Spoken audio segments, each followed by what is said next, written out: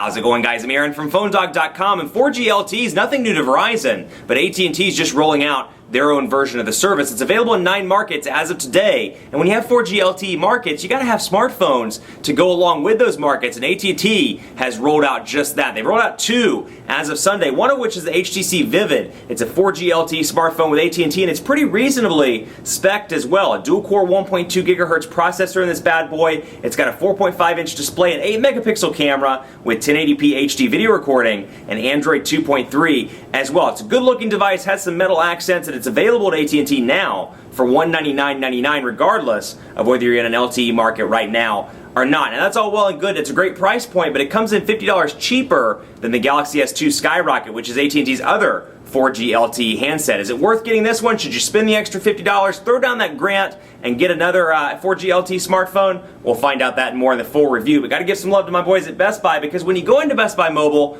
whether you get this, the Skyrocket, whatever, you'll walk out working. They'll help you set up your email, your web, get your camera settings set up and more, so when you walk out the door, you're not dealing with any settings, wasting your time, sitting in the car for 10 minutes while you figure out the settings at Best Buy Mobile. You'll walk out working. But enough of that, let's get into it. They hook us up with some awesome phones for use to our One Paw Bandit giveaway, so we're always thankful to them, and as always, special thanks to AT&T for hooking us up with a unit. It's the review time. HTC Vivid, is this the one you should get? We'll find out starting right now. So here we go, one of AT&T's 2 4G LTE devices, the HTC Vivid, is in the house. Now this is available for $199.99 with a 2-year agreement. Like I said, it's one of 2. The other one being the Samsung Galaxy S2 Skyrocket. Now this is available for $199.99, and just to give you a recap on the specs, it has a dual-core 1.2 gigahertz Snapdragon processor, an 8-megapixel camera with dual LED flash in the back, a 4.5-inch QHD display with a nice aspect ratio. It's 540 by 960 pixels, which makes it a little bit longer and a little bit narrower to hold in the hand, so a little bit easier to me, a little bit more natural,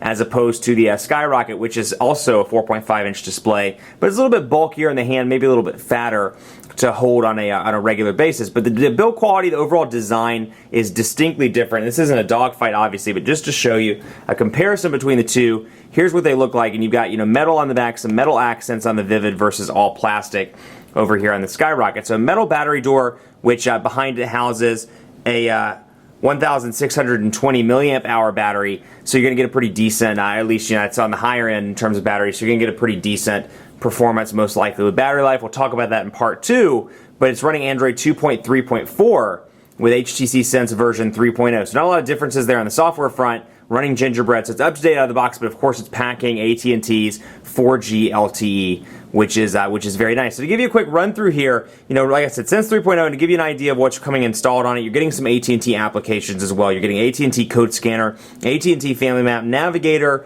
featured apps, Live TV. You do get access to HTC Hub and HTC Likes, which I'm a big fan of. I like that. Get the joke? I like that, huh?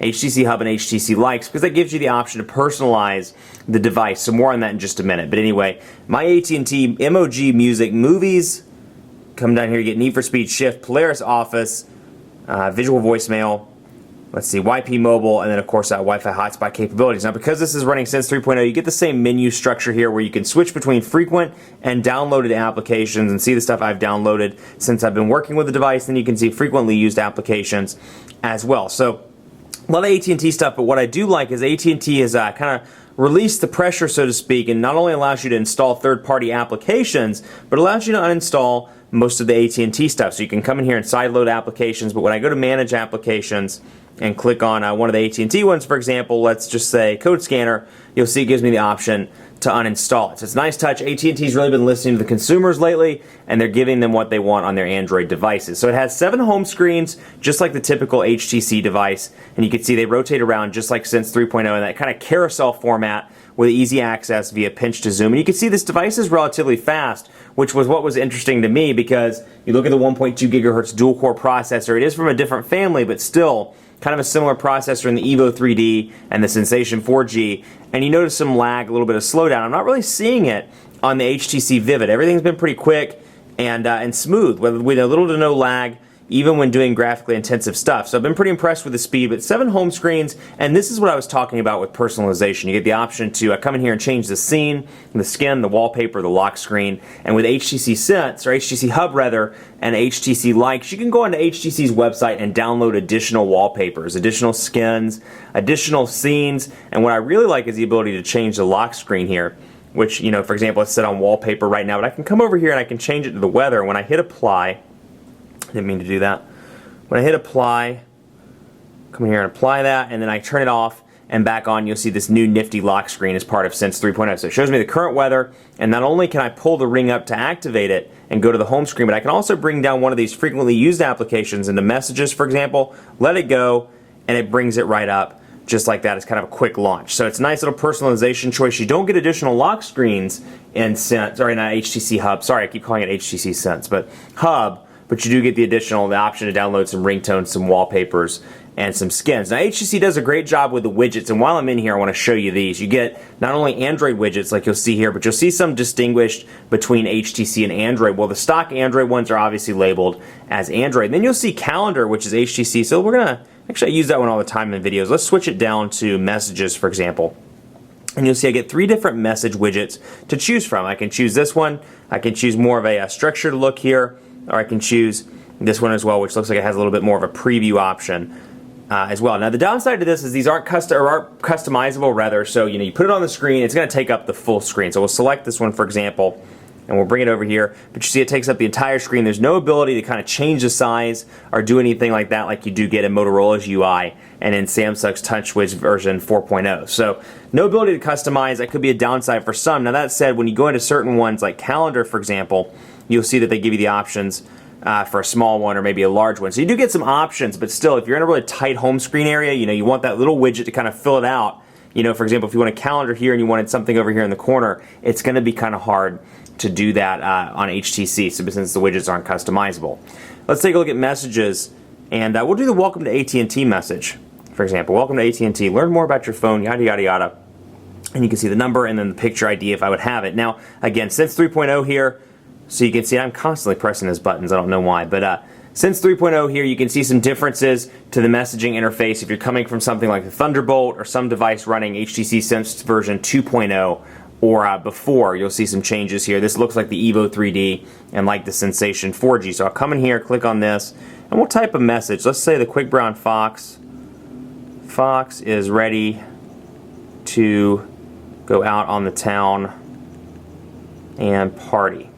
Quick Brown Fox is ready to go out on the town and party. We're going to go back and fix that because that's going to bother me. Quick Brown Fox. There we go. Quick Brown Fox is ready to go out on the town and party. And of course you can use it in landscape mode as well, portrait or in landscape. And because it's a nice long 4.5-inch display, you'll see somebody that maybe is coming from a physical keyboard or somebody that's new to the on-screen experience is going to have a pretty easy transition here, because even for somebody with large thumbs like myself, check these out. I mean, these are big thumbs.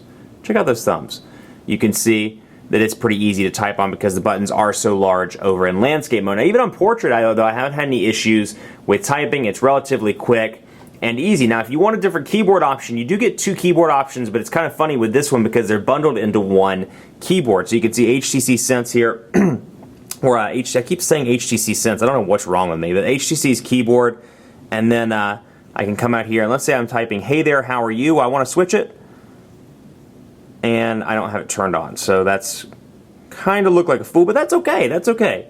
We're going to shoot this real time. So I'm going to go in here and turn on what's called HTC's Trace Input. We'll go into Keyboard, and we'll go into Trace, and we're going to turn on Trace Input. And then we're going to go back and try this again. We're going to pretend like that first take didn't happen. So we're going to say, hey there, and you can see it turns on Trace Input without a problem. So it's very much like swipe. So if you're used to swipe from an Android to another Android device, you'll have no problem migrating over, but you can use the same keyboard and switch back and forth. So I could say, hey there, and then all of a sudden I want to switch. I can easily switch back and forth, and then when I get tired, I can go back to a regular keyboard. It's kind of a cool feature, and you can do that in landscape mode, obviously, as well. And you can change that color that the line is. You can change it from yellow to red in a couple different colors as well. So that's a pretty cool little feature. Let's take a look at browsing because, 4.5-inch display, as large as that is, and as much as that may not be for some people, it's nice to have the bigger display because for media purposes, it really does come in handy. So we'll take a look here on AT&T's 4G network. Now, it's important to note this is an LTE device, but Charlotte, at least right now, is not an LTE market, but it is running on AT&T's HSPA Plus network, which they also bill as 4G. So you see the super swanky little 4G logo up there in the corner. I'll wait for it to focus in. That's 4G. That's HSPA plus 4G though. If it were LTE, you'd see LTE below the 4G. So important to note that. And I did not mean to do that. Let's go ahead and refresh that actually. Try to get that ad out of the way for the mobile browser, and we'll load it back up and take a look from there. But HSPA plus, like I said, then you get of course your battery indicator. And while that's loading, let's take a look at the notification bar. You see AT&T here, the ability to clear the notifications. So I can do like that and be good to go, and then it shows me my most recently used applications along with quick settings where I can access Wi-Fi, hotspot, mobile network, and I can come in here to this task manager if I want to and get rid of tasks that are already running. I don't know why I stuttered on that, but getting rid of tasks that are already running is a big pro. And it's something that HTC's installed on the device out of the box, so you don't have to worry about installing a third-party task killer like Advanced Task Killer or anything like that. So here's the site. It's loading up, almost loaded.